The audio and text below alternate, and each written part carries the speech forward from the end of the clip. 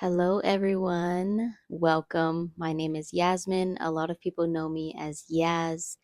And this week is the first week that I will be uploading on this channel um, for however long this channel goes. But I really just wanted to begin this channel with letting you know who I am, where I'm coming from, what is my story, what is this channel about, right? So, this channel will be a completely Christ centered channel. It will consist of, me testifying my life, sharing my story, but also a little bit of just the exercise and expression of the gift of teaching, going into scripture, testifying of God's goodness, all things Jesus, right? Pretty much.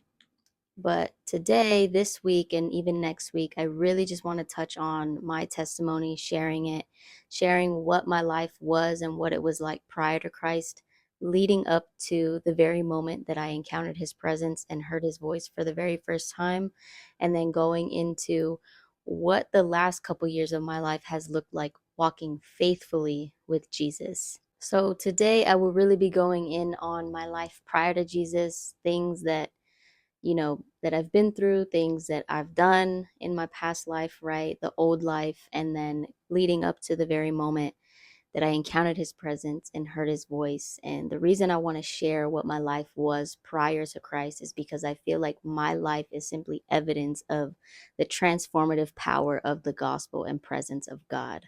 So let's get into it. Um, I have lived in the San Fernando Valley all my life, right? I've never moved from here, never lived anywhere else. I've lived here all my life. And as far as I remember growing up, I went to church consistently with my parents. My parents, for as long as I can remember, have always been believers. I believe my dad became a believer after being with my mom for a certain amount of time. When they met, he was not a believer, but ended up giving his life to Christ later on. And so growing up, I went to church consistently with my parents. We did have a home church, and we went, and I was very much involved, as a little girl in the kids' ministry, in VBS, right? And then eventually that church moved locations. And once it moved locations, we kind of began going inconsistently. We weren't going as much. And then eventually we stopped going. After that, we were kind of just hopping around, trying to find a new home church and whatnot. We finally came across one located in Burbank. And we were pretty familiar, or at least my parents were pretty familiar with the lead pastor there already. I think they had already known him for quite some time. And so they were pretty familiar with him. We were going there pretty consistently. I believe their services were in the evening. Um, and we went there when I was anywhere between, I don't know, 11 to 13 years old. I do believe I was transitioning between middle school to high school or just in the very beginning of ninth grade. And but it was at this church that I do remember I actively made the choice on my own to surrender and give my life to Christ. And what I remember from this moment, surrendering and giving my life to Jesus, was after I gave my life to Christ in that moment, I had this peace. Every single day, I had this peace. It was perfect peace, right? At that age, I wasn't very knowledgeable in scripture, but moving forward now, I can easily say and testify that was the peace of God that surpasses all understanding. And me just at such a young age already experiencing that and having that peace alone just testified to me that God was very much real, and the choice I just made was right. It was the right choice. And so I gave my life to Christ. I have this peace of God guarding my heart and my mind in Christ Jesus, right? Every single day. And now at this time, I was a freshman in high school, right? And little old me already had a boyfriend. I was already in a relationship, which, now I would not recommend for my own kids. There's no reason to be dating at that age.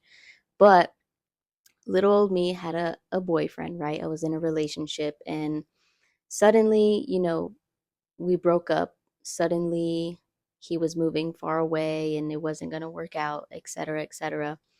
And I remember I just began to pray about this situation, but at that age, in that situation, my prayers more so looked like praying that, we would somehow get back together, or it would somehow work out how I wanted it to, or that he wouldn't move away, right, et cetera, et cetera. So basically, in so many words, I was praying for my will to be done rather than God's, right? And so I'm praying consistently, consistently. Nothing happens. He ends up moving away. Of course, we don't end up back together and whatnot. And so when this didn't work out, or at least it didn't work out the way I wanted it to, I was very upset because I was like, you know, what the heck? Like I prayed consistently, and I just don't get it. I had no understanding at that age, right? And I actually was a little bit upset with God, I can say. And even in a way, it like tested my faith because I was like, I prayed consistently, but God didn't answer. It didn't work out the way I wanted it to. Like, is God even actually real? Et cetera, et cetera. And so I was so upset. And because things did not go the way I wanted it to and go my way, I turned away from God. Now, when I turned away, even though I was only 13, 14 years old, this is when I turned away and I just really began to live for myself, living how I wanted, which at that age was more so a rebellious attitude and rebellious behavior. I started ditching class and ditching school a lot, hanging out, with the wrong crowd, the wrong kind of friends, smoking, drinking, just doing things that I had no business doing. Um, and me turning away from God and pretty much living how I wanted to, living for myself, it just went all throughout high school up until young adulthood, until I was about 24, 24, 25. So high school for me really just looked like having fun according to what I thought was fun, and not really going to school, not being very present, failing a lot of classes, not doing well, right? Having all the wrong friends, smoking, drinking, just going to parties, going to what they would call, kickbacks and whatnot. And this continued up until about, I mean, all of high school, really. But I realized that there was going to be an issue with me graduating, starting my junior year, because of how many credits I was missing. And so I had to figure out, what was I going to do? Was I just going to keep slacking off when it came to classes? Was I going to make all this up and graduate and get a diploma, et cetera, et cetera? And so I had to make the decision to go to the continuation school behind the high school that I was attending. And that actually ended up working out better for me because it was a lot more independent, and very much smaller classrooms, smaller school overall. And so for me, it just ended up working out. Because all the work that you had to do really just depended on you and your pace and if you wanted to get it done. Um, and so because it really relied on me, I feel like it kind of drove me a little bit more to get it done and actually put my mind to it. Um, so that worked out for me, made up all the classes and credits I was missing, ended up graduating, right, getting my diploma, which wasn't really an option anyway because my mom was very stern about that. Like, no, you are going to graduate. Whether you like it or not, you are going to graduate high school. So I would say that also played a role in driving me to get that diploma. And so I graduated, I believe I was about 17 to 18. I think I may have just turned 18. Now, at this time in my life, when I graduated, I was in another relationship with a guy, right? And I believe by the time I graduated, I was already in this relationship for maybe about a year. Um, around there. Now, of course, at that age, young and naive, and just thinking to myself, this is probably going to be the person, that I'm going to marry, that I'm going to be with forever and whatnot. And this relationship ended up being 5 years long, right? So from the age of 17 to about 22. And, I'm, of course, thinking this is a person I'm going to be with forever. I was already with him for about a year. So I was like, yeah, this is going to work out, et cetera, et cetera. Um, and unfortunately, this, relationship was a lot different than I expected.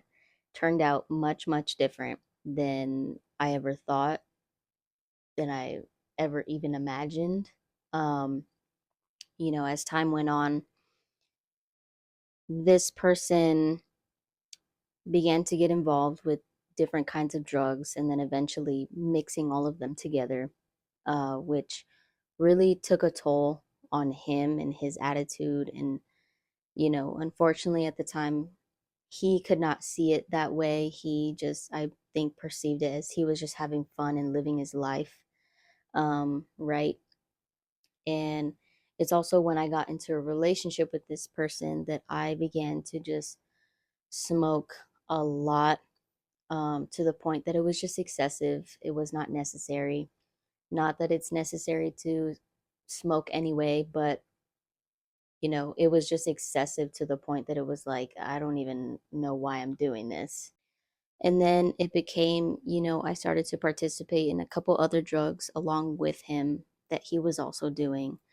Um, Now, which was still bad, of course.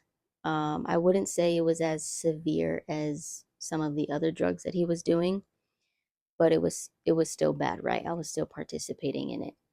Now, as I had mentioned before, this person was doing multiple drugs, experimenting multiple drugs, but then also mixing all of them. And that's when I feel that relationship kind of just started taking a turn, because his attitude began changing. Um, just a lot of things with him just began changing, right?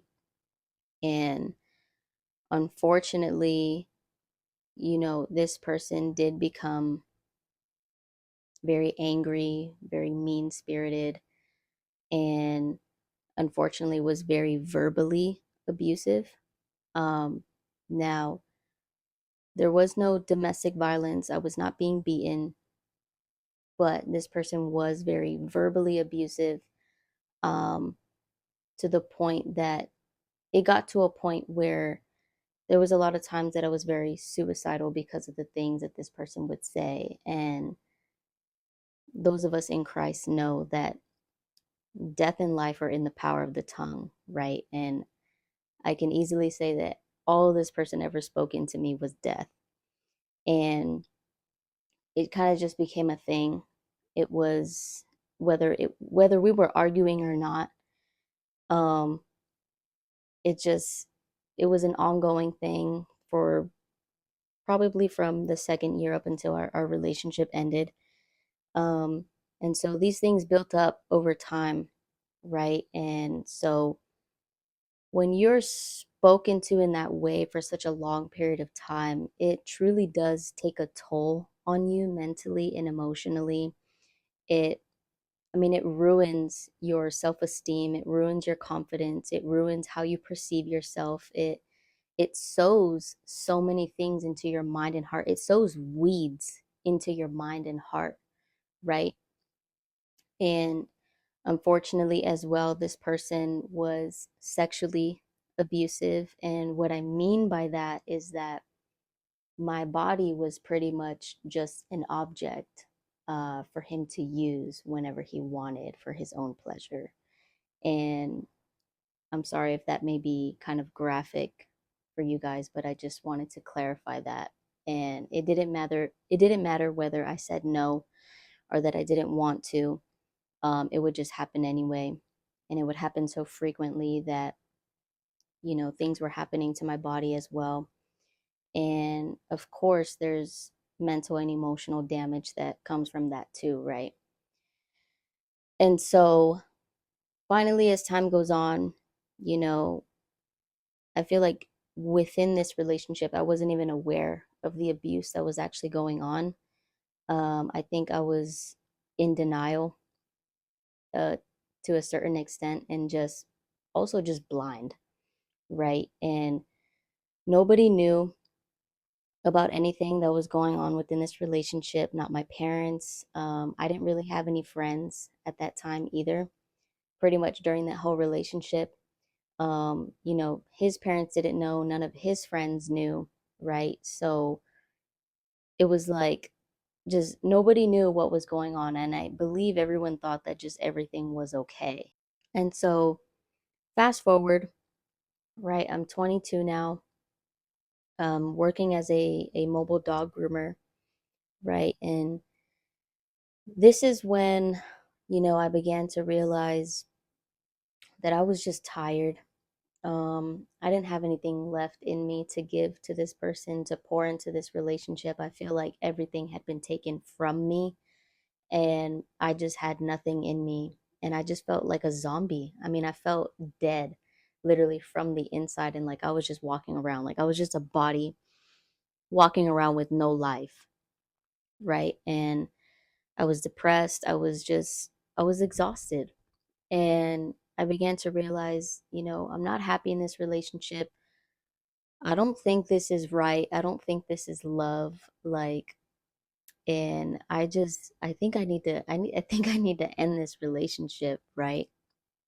And of course, I was wrestling with, but I've been with this person for so long. Like, what if things can change? What if he can change? You know, what if I just fight for it? What if this? What if that? But I couldn't shake the feeling that no, I need to go. This is not right. And it doesn't feel right. I'm not happy. And I'm just so drained. Like, and I can't keep going like this. And so I'm feeling this way probably for, I don't know, maybe a few weeks. And I think I had finally came to a point where I was like, you know what? That's it. I need to make a decision. I need to do this, et cetera, et cetera. And so one night, I am driving to his house, right? And I have my bags and stuff because I used to sleep over his house pretty much every weekend. And so I'm driving there and I'm already crying because I have it in my heart already that like I need to end this relationship and I want to and I'm going to, right? And I'm crying. And I remember I said a short, sweet prayer and I said, God, if I'm not supposed to be in this relationship, if this person is not for me, if he is not meant for me, then please give me the strength and the courage to walk away and end this relationship, no matter what he says and no matter what he does. And so I get there, and within 10 minutes, I am leaving from his house. I broke it off. I told him, that's it, we're done, and that's it. And I believe he was very nonchalant about it. And I believe his attitude, he just didn't believe that I was actually leaving and, was breaking this relationship off. So he just let me go very easily. Um, so I left, took all my stuff, came back home. And I remember just feeling so relieved, like so relieved. And I was just so happy to be free from that relationship and here back at home with my family and spending time with my family because during this relationship, this 5-year relationship, I didn't really spend any time with my family. I was always with him and his family at his house. And I pretty much made this person my entire life. And he was just the primary contact for me in my life and the person that I was always with. And so, unfortunately, during those 5 years, I missed out on a lot with my family and I didn't spend a lot of time with them. And those were like the crucial years of my nephew growing up. He was really small, and unfortunately, I wasn't around, which, it did hurt me when I finally did realize that, because I was like, dang, like those were precious moments and that I could have been there for, but I wasn't. Um, and so I broke off that relationship, right? I'm home. I'm happy to be home. I'm relieved. I'm fine. And I'm just like, oh, thank you, God. Like, and now at this point, I feel like all along I still had my faith in God, but I was not following Him, right? And even at this point, after I broke off this relationship, I was still living for myself, living in the world, right? And when I was still working at the mobile dog grooming um, place that I was at, um, when I had broken it off with him, and me, being young and naive and not making very wise decisions, right? I quickly got involved with someone else. Um, and this was actually my coworker at that mobile dog grooming job at the time, right? And so quickly got involved with him after breaking off this 5-year relationship, which, was not a good idea.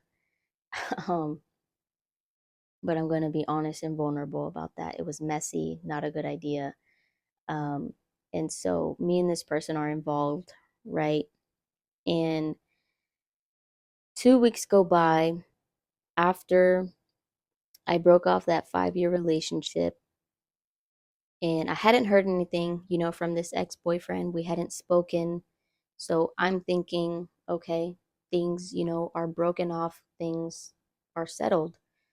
But after 2 weeks, he began contacting me very consistently every single day. Calls, text messages, direct messages on Instagram and Snapchat and whatnot. And, it got to a point where I had to repeatedly express, no, don't want to talk to you, don't want to work things out. I'm done. Like, I told you already. Um, he wouldn't take no for an answer. He wasn't registering that we are broken up.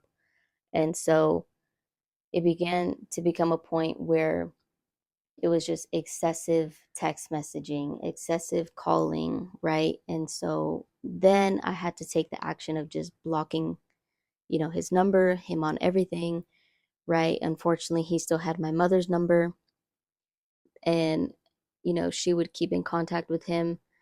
Um, and so when I wouldn't answer, when I just kept refusing to talk to him and work things out, then it came to a point where he began to show up to my house and drop off gifts, um, which for me, that's where it began to get a little bit scary, just because, I was actively expressing, no, I don't want to talk to you. I do not want to work things out. I'm done. But that didn't seem to be an answer. And now it's this person showing up to my house uninvited, unannounced, right? And after, it began as showing up to my house, and then at one point he showed up to my job, um, which was a whole story within itself. Very scary. Cops were called. Um, and after that, I was very paranoid to even come out of my house because I wasn't sure if he was following me. I wasn't sure if he was sitting outside waiting for me. I wasn't sure if he was, parked somewhere waiting for me to come out. And, I was very, very paranoid to come out of my house, and I was very traumatized. So for a little while there, I did not feel safe and kind of just laid low for a while, disappeared off social media. I didn't really have any friends at that time either because I had no friends while him and I were dating. So I didn't really have any friends. So I just felt very alone, right? And then, this other person that I quickly got involved with, that I was working with doing dog grooming, this person was still in my life. We were still involved.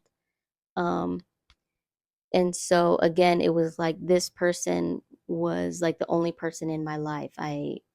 My whole life became revolved around him now, right? And so me and this person, we were probably involved with each other for a year or whatnot. And with this person too, I began partying, drinking, going out to bars and whatnot.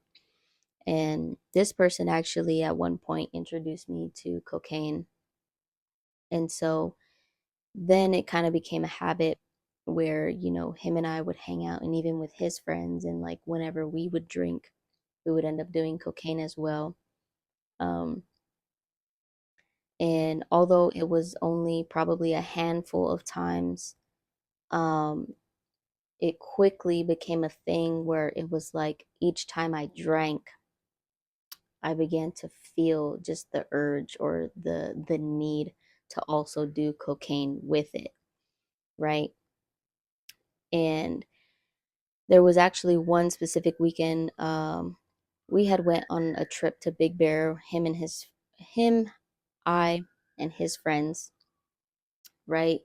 We're partying all weekend, drinking, yada yada, doing cocaine. I come back home, because I was already experiencing not feeling well before we left for the trip. And just the way I was feeling, it wasn't shaking off, right? I couldn't keep anything down. I was extremely nauseous. Things that were normally like not making me sick would make me sick. And so then I began to, question. The thought came into my mind, and I was like, am I pregnant? And I was like, no, I don't think so. I'm sure I'll be fine within the next, couple days or so. It would not go away. I kept having these symptoms, right? And so I was like, you know what? I'm just going to go get a couple home pregnancy tests to just make sure, but before I go to a doctor or anything like that. So I go get these pregnancy tests, bring them home, take them. I took one actually, and it came out positive. I took the next one the next morning, another positive, and I'm freaking out.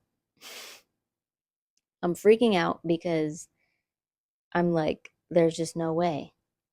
There is just no way. Like, there's just no way. And I'm freaking out, right? Like, what are the chances that, it could be a false positive? Is that a thing? Or like, am I just delusional? I was trying to find every excuse, right? As to maybe how or why I could not be pregnant. But the tests were positive. The symptoms kept just increasing at this point. I began to see changes in my body, and I was like, you know what? I think I am pregnant. I don't think this is a false positive. Um, and so time, a couple days go by, and I call this guy, and I tell him, I'm like, hey, I just took, pregnancy tests at home, and they're positive. And he was kind of in shock, but also very like nonchalant. And at this point, I'm just trying to figure out what am I going to do, because I'm not financially stable to provide or support a child. I am not mentally or emotionally ready to be a mother and raise a child. I'm still very immature. Like, what am I going to do? And, growing up since a young age, my mom embedded into my brain to never get pregnant young or outside of marriage, because if I did and I came home pregnant, I would get kicked out. And so there was that in my head.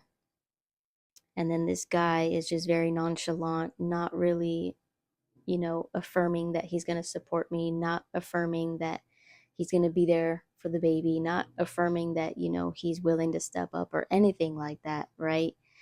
And I am just like, this is where fear just kicked in and drove all of my thinking and reasoning.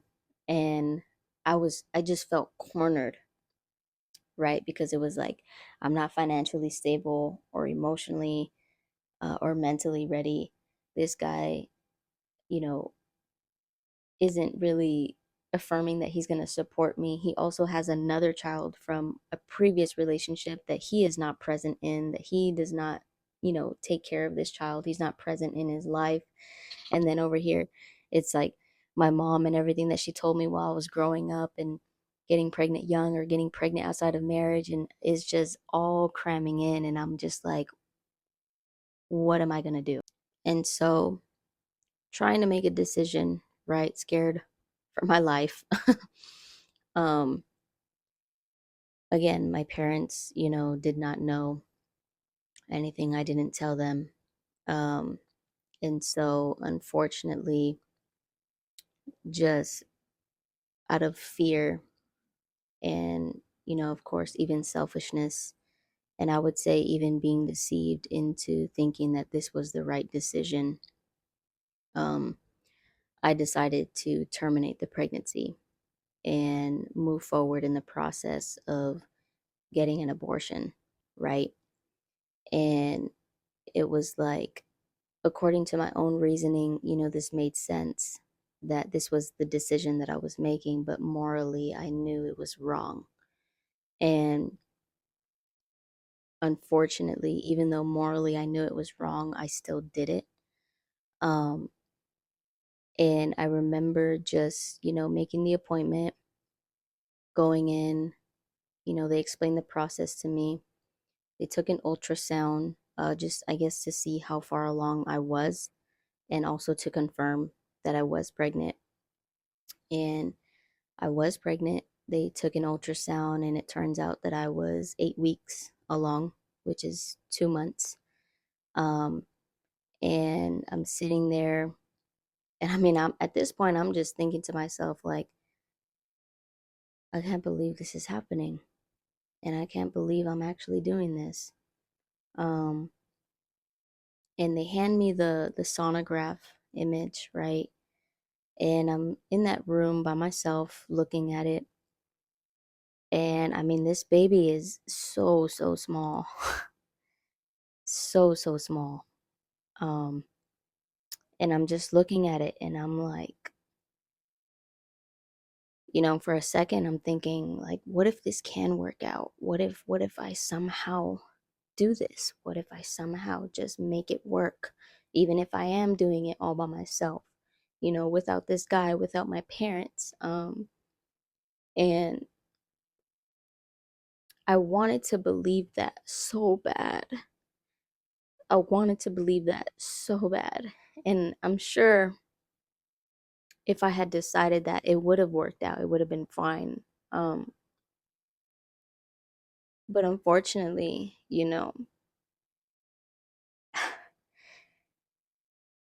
I moved forward with the process. Um, it was technically a medical abortion because I was not too far along, I guess, to the point that it had to be a surgical one.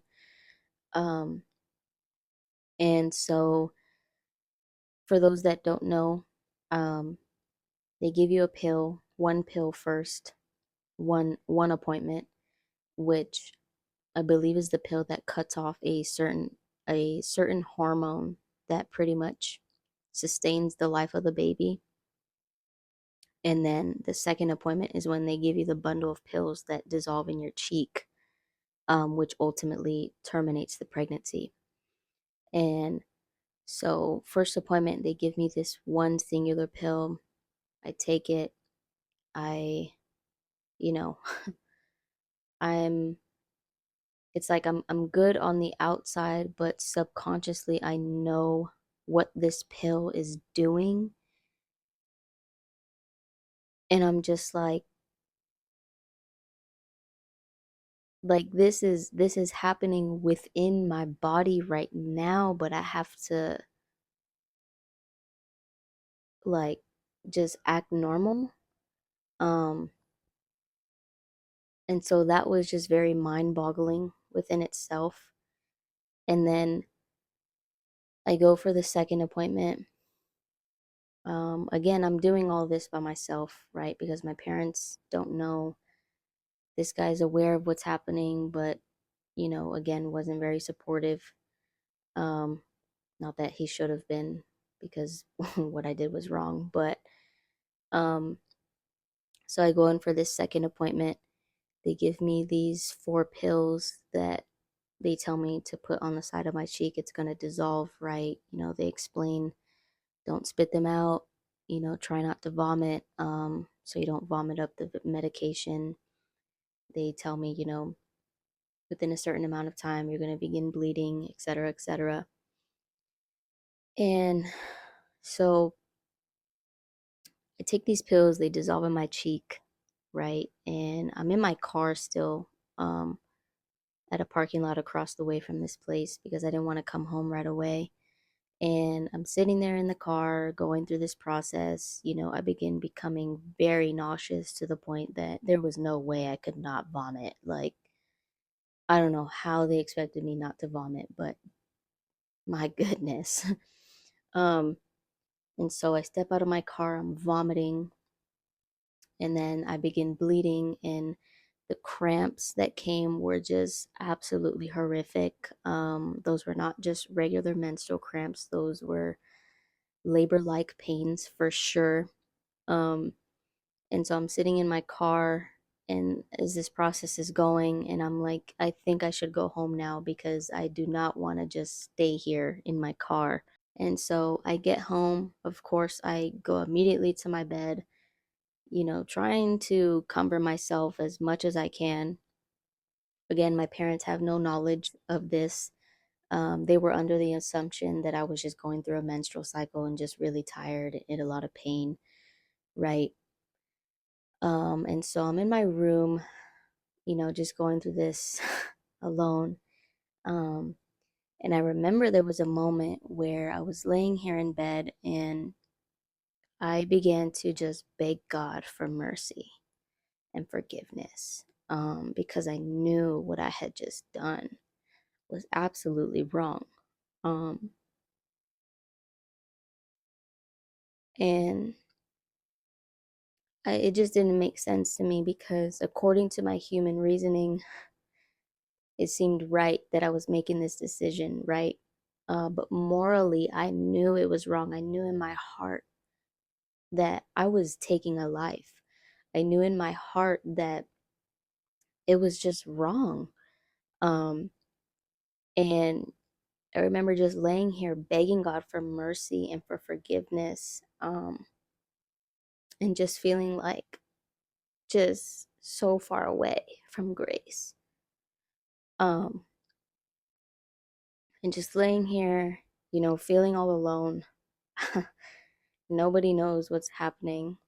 And moving forward to the knowledge that I have now, it was definitely fear. It was definitely selfishness. It was definitely deception, um, into thinking that, one, I was actually doing the right thing, and two, that, I mean, in a way, it was like I was playing God, thinking that I was actually having mercy on this child by, not bringing it into the world, into a world with a mother that was not able to financially provide or even raise him up accordingly, or her up accordingly. And so after a few days, the process lightened up. The pain was gone. I wasn't vomiting anymore. The bleeding was lightening up, right? But there was still just so much damage that was done. Um, I mean, I had so much shame and so much guilt that I felt I was never going to be free from. I just believed that I was going to carry this with me for the rest of my life, and that I was always going to have shame and guilt about this for the rest of my life, right? And so a week goes by. I'm kind of, I'm back on my feet, right? And, still just internally not feeling very well. about this. Eventually me and this person, we parted ways, and I kind of just went on my own. I wasn't really in a relationship after this. But I kept repeating, this cycle with men of getting, emotionally involved, sexually involved, and then, just it would go nowhere, and just, practicing sexual immorality, sleeping around and partying and drinking and all the things, right? Living just a very worldly life. And then, I began going to the gym and started, trying to get fit and whatnot, which I ended up, I fell in love with fitness. I fell in love with, going to the gym and exercising. And I even fell in love with how I was looking, at one point. That within itself became vanity and an idol in my life. Um, and then as time goes by, I'm working, I'm going to the gym, you know, having, repeating this cycle with men that just keeps, going in circles, right? And then in the year of 2022, yeah, 2022, very end of that year in December, um, I had received news that a childhood friend of mine had passed away. And, finding out details, she was unfortunately tragically murdered. Um, and of course, that within itself was a shock.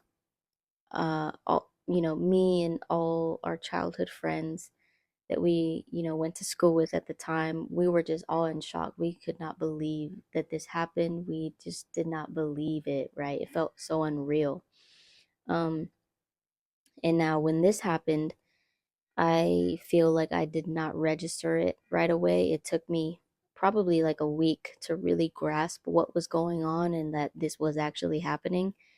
Um, and once it did hit me, I just I spiraled. I spiraled so hard. And this is when I began to use alcohol to kind of just deal with everything that I was thinking and feeling, right? And even, using alcohol to kind of just suppress that also, because I did not want to feel what I was feeling. And, I was using alcohol in a way because it was like, it seemed like to me that when I was drunk, that was the only time I was happy. And so I was going out all the time, drinking whenever I could. Um, and, you know, this went on for probably a few months, actually. And then, finding out just her candlelight service, her memorial service, her funeral, right? And I went to all of them. At her candlelight service, I went, end up, meeting a guy who is actually her relative, right? We begin talking, exchange numbers, et cetera, et cetera. We began talking for like a couple of days, about her and everything. And then, but also, it became like a flirtatious, way of talking and whatnot. Then I quickly soon realized that, this person was very toxic. And so I just let them go because I was like, no, I don't think this is good. I don't think this will be healthy. I'm just gonna drop it, right? And so time goes on. Me and this person are not talking. I'm just kind of doing my thing, going out, partying, getting drunk all the time, and just super depressed, and angry. And, my mom was very concerned about me. She was convinced that I would never be the same again, just because of how low I was, how depressed I was, how angry and bitter I was. And I was always just irritable and just in my room and didn't want to talk to anybody. And so she was very concerned for me. And, fast forward, I go to her wake. um, which, was just kind of an addition to the cake because I feel like just seeing her, in a casket made it all the more real and was just traumatizing within itself. And then fast forward, we go to her funeral, right? And go to her funeral, which, all of our friends were there. We were all grieving, of course, and just still in disbelief that this was actually happening right now. Um, and so that whole part of my life in general, um, it definitely taught me to appreciate people while they're here because you truly never know when it's someone's time to go. They could be here one day, gone absolutely the next. And so from that, I definitely learned to give people their flowers while they're here, not just when you are putting them 6 feet under. And, you know, God bless her family. I hope and pray that they are doing well and healing and have peace. Um, and go to her funeral, right? We went to her funeral. Now, of course, there, all of her family's there, of course, too, including this one relative that I was briefly speaking to. Him and I reconnect. Um, and we kind of have like this back and forth of interest, like, oh, I'm interested, but you're not. He's interested, but I'm not. And it was just a mess. Um, and then, eventually it gets to a point where I express that, I wanted to maybe move forward with this. I wanted to, be with this person and whatnot. And the reason that I made that decision was because he had recently encountered Jesus, right? He was beginning to go to church. He was beginning to read scripture. He was talking a lot more about God and Jesus, right? And for me, because I, grew up in the church and hearing about God and Jesus and being around that, you know, of course for me I was like, oh, maybe this is the person for me, right? Maybe this person is the right guy for me, etc., etc. And it didn't end up working out. This person, ended up rejecting me, which then even sent me into a deeper spiral, right? Because I'm just dealing with, all this grief and then getting rejected. And it just sent me like down, down, down, down, down. And so emotionally, mentally, I'm not doing well once again. And one day I'm at work, right? I'm still doing mobile dog grooming just for a different company. One day I'm at work and I am not doing well. I'm, just crying all day pretty much and not able to work properly. And, I made the decision. I was like, you know what? I think I need to go to work and just take an early day off and just kind of rest or something. So I call my boss. I let her know. She was kind enough to let me leave. So I left work early that day. I went to go put gas in my car. And I had like this tugging feeling to not go home just yet. And so I was like, okay, where should I go? And at that time, I was working in Woodland Hills, right? Now, going further up north, um, there's a road that you can get off that leads to PCH and, to Malibu and whatnot. And so I was like, you know what? I'm going to go drive out there because there's a spot specifically within that road that I know of that you can just park and sit. And so I was like, okay, I'm just going to go there, have some peace and quiet, get my mind right. And so I drive out there, I get to this spot, and it's beautiful because we had just had a really good season of rain. So the mountains were super green, in between the mountains, you could see the ocean. And I find this nice little boulder. I sit and it's quiet, right? And I'm sitting there and at this time too in my life, I was also practicing New Age. So I was very much into astrology, talking to the universe and angels and angel numbers and the evil eye and whatnot and all these things, right? And so I'm sitting there and I begin to speak out, right? I begin to speak out first to the universe, right? Asking questions about, oneness and creation and whatnot, and what about this and what about that. And then me speaking out and the conversation kind of took a shift because then I began to speak out to God, right? And I remember I said, "Where are you?" And then I said, "Who are you?" I feel like I don't know who you are, but I want to know who you are. And then I began to ask him, why do I keep going in circles? Why do I keep repeating this same cycle that just keeps going and going? And I always end up right here where I am right now. And it always ends like this. Why do I keep doing that? And then finally, I said, what am I lacking? And after I asked this question, I stopped speaking, I stopped thinking, I closed my eyes, I was still, right? And I'm sitting there and I'm just completely still because at this point, I'm looking for an answer. I want an answer.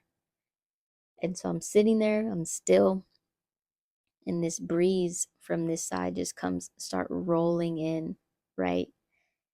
And but when this breeze comes in and it hits me, it's like as if someone took me into their arms and embraced me, was hugging me. And as soon as I felt this, I smiled and I chuckled because I knew I was encountering the presence of God. And I chuckled. And in that moment, the best way that I can explain it, it was like I felt my heart begin pumping, like, but not like in a nervous way. It wasn't pumping fast, but it was like I felt my heart begin pumping, like it came to life, right? Like it was pumping with life again. And as clear as day, as clear as day, I hear him answer my question, what am I lacking? And he says, me. And so after this, of course, I'm in shock because I'm having this, you know, supernatural experience, right? And my immediate questions began because I was like, well, what do I do? Where do I go? Where do I start? Because I haven't been to church in years. I know nothing about the Bible or scripture, right? So where do I start? And immediately the Lord showed me an image in my mind of this devotional that I had stored up in my closet, untouched for such a long time, and began to show me just read a page every day. We'll start here and go from there. I'm like, okay. So I rush home, right? I drive home, I get home, and I am just filled with joy. I'm dancing, I'm singing, I'm rejoicing, right? I have so much joy. And day by day, I begin reading this devotional every day, like he said. And it's like every single day, I mean, each page, every word is just coming to life to me, speaking to my heart according to how I was feeling, what I was going through, everything. And I'm just like, oh my gosh. And as this is happening, this for me, it was just like, oh my gosh, like God is so real. Like, oh my goodness. And so it's from that moment in me reading that devotional every day where my relationship with Jesus began to be built and cultivated, where intimacy with him began to be cultivated, right? And this is when my life just began to completely radically transform, which I want to share all the details of that with you as well. But I want to make that a video within itself because it is a story within itself, which I will be posting next week. So, thank y'all for watching. Please stay tuned for next week because I will be picking up right where I have left off and going in further into my journey with Christ. So, stay tuned. And with that, I just want to share a scripture, and it is Ezekiel 36:26 and 27, which says, "And I will give you a new heart, and a new spirit I will put within you. And I will remove the heart of stone from your flesh, and give you a heart of flesh. And I will put my spirit within you, and cause you to walk in my statutes, and be careful to obey my rules." And I just want to testify that that day that I cried out to God, that I sought him, and he answered me, and my heart began pumping with life again, and I went home with joy. That day I did receive a new heart, a new spirit. I did receive his spirit within me. And so Ezekiel 36:26 and 27, my life testifies to that.